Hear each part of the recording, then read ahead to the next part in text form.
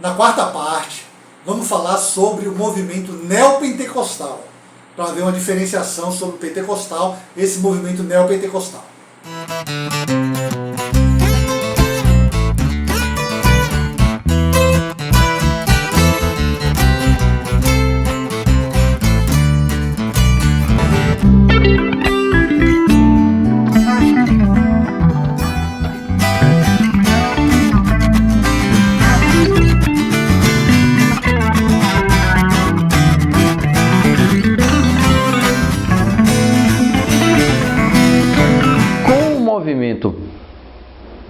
Pentecostal e com a efusão, com a abertura da liberdade, da ação do Espírito e uma releitura da questão dos dons, da cura, que alguns, no seu zelo ortodoxo, doutrinário, diziam, não, a cura só foi no tempo de Jesus, essas coisas todas.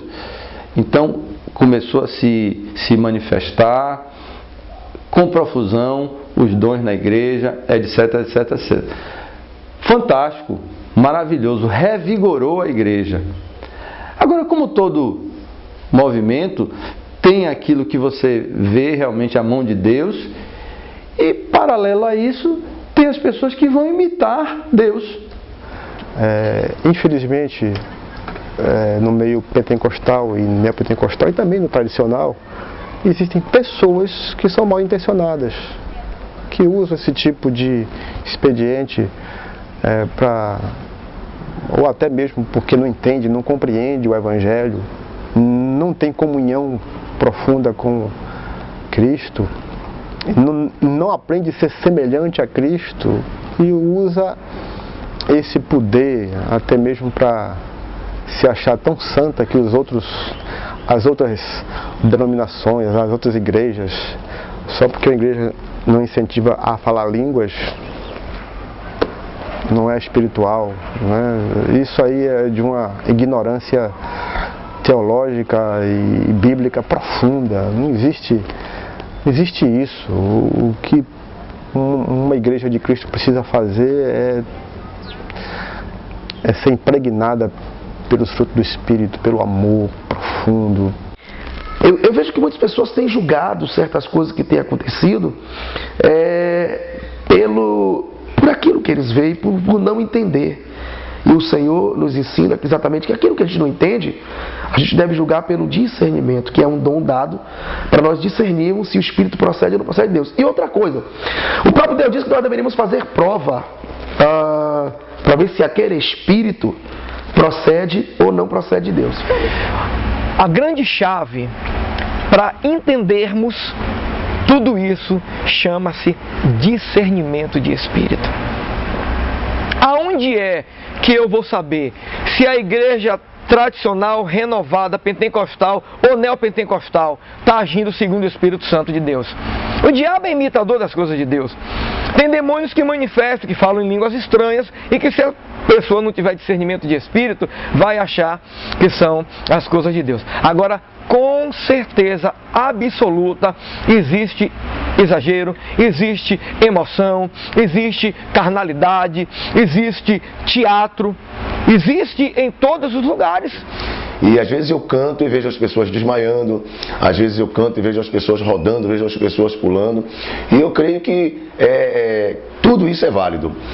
Por quê? Porque a unção de Deus, né, vem sobre a vida das pessoas e Deus começa a trabalhar na vida das pessoas de uma forma que às vezes a gente não entende.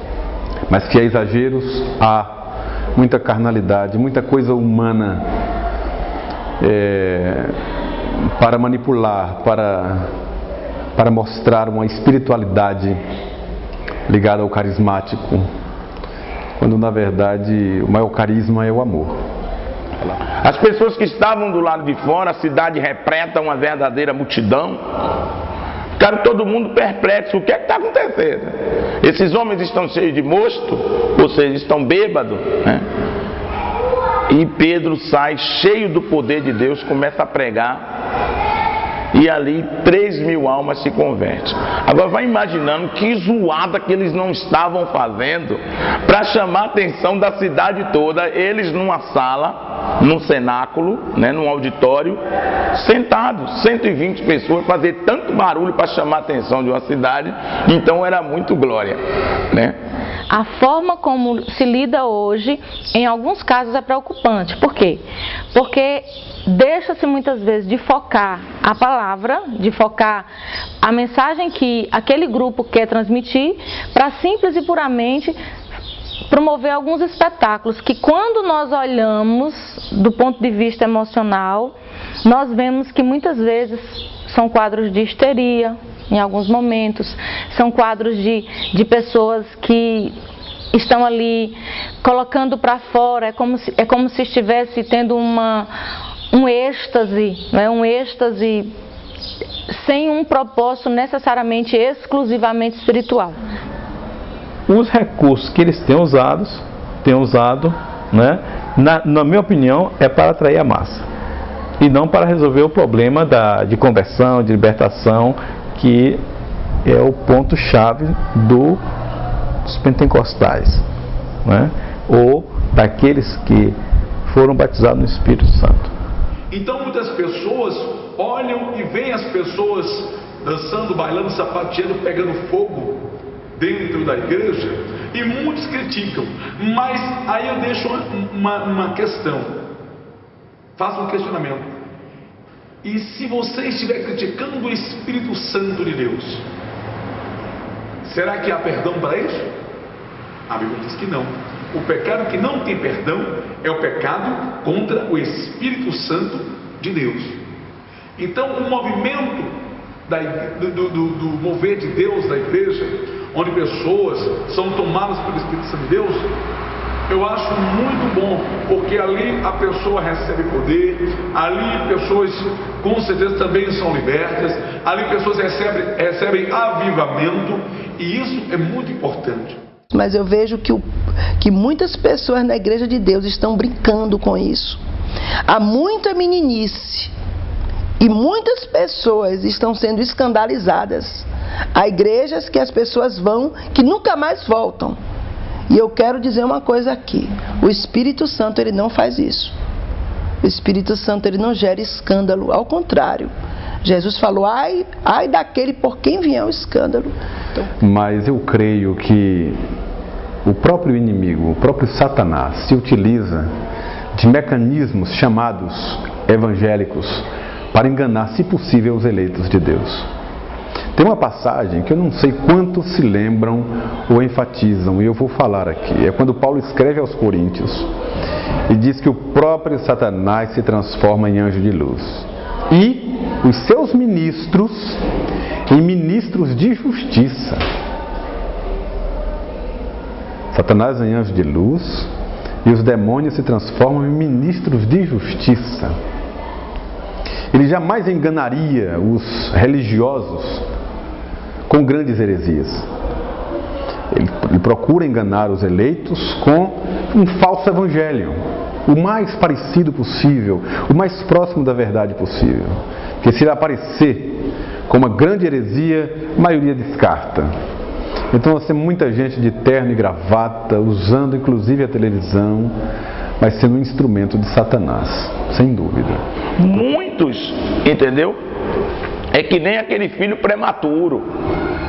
Foi para o campo missionário cedo, sem experiência, abriu uma determinada denominação e acha que isso é poder de Deus. Então o irmão começa a gritar, começa a pular, e esse pastor ou esse dirigente não tem um dom que se chama-se dom de discernir espírito.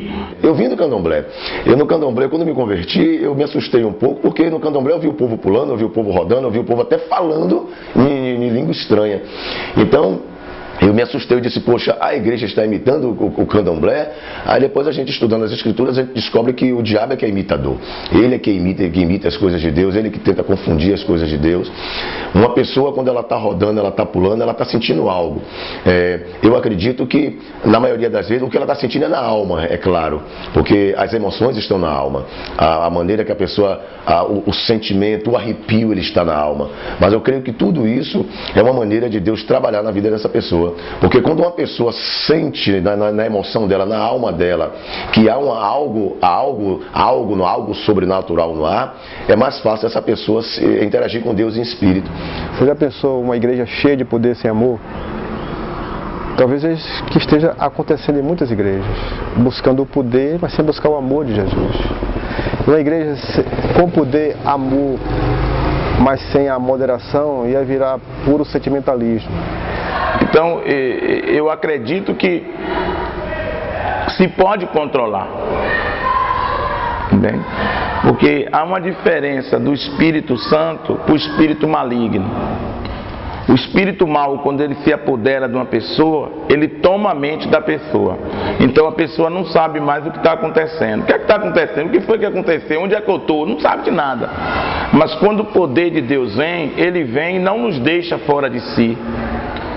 Ele vem sobre a nossa vida, mas nós estamos conscientes.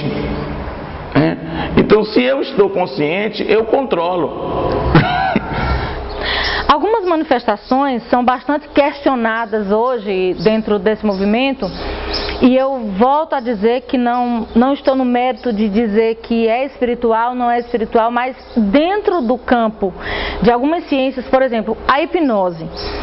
Quando nós vemos algumas atuações de professores e de pessoas que utilizam a hipnose, eles conseguem resultados muito parecidos com alguns resultados que tem-se em algumas igrejas. Por exemplo, algumas pessoas dão comandos, dão palavras, e essas palavras elas são recebidas pelo público, e ao novo comando essas pessoas têm reações as mais inesperadas, inclusive a questão do cair, não é? A questão da mão, da imposição das mãos. Assim como eu creio que há no campo espiritual, que pode existir no campo espiritual, há também técnicas. Há técnicas que podem ser utilizadas. A linha é fina, mas há técnicas de indução, de hipnose, onde pessoas podem, inclusive, no passado, há um relato de um auditório inteiro dentro de uma igreja que seguia um roteiro, e aquela pessoa dava aquele comando e um auditório inteiro chegava a cair por conta dessa indução hipnótica. Então, creio que Deus, quando o Espírito Santo está em alguém, ele manifesta, ele faz coisas, mas não escandaliza a igreja de Deus. E hoje, eu não quero nem dizer que seja o diabo. Apesar do diabo, ele se aproveitar, porque ele é oportunista. Ele aproveita essas situações para causar mais escândalo ainda.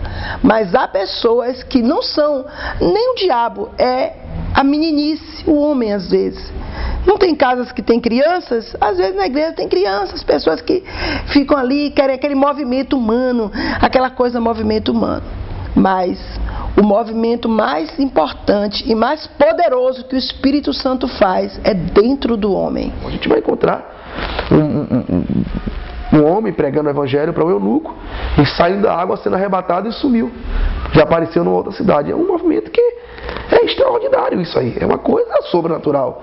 Como explicar? Não vou explicar. Não tem como explicar. Então, eu quero pedir a você que não tem compreensão, assim como eu não tenho uma compreensão muito clara disso, faça a prova. Prove os espíritos. Infelizmente, a gente não vê isso com muita frequência. A gente vê muito movimento, muita emoção e pouca edificação. E isso tem atraído as pessoas, não para que elas possam se arrepender, crer no Evangelho, ser curada e ser salva, mas as pessoas estão sendo atraídas para resolver seus problemas, buscar as suas bênçãos.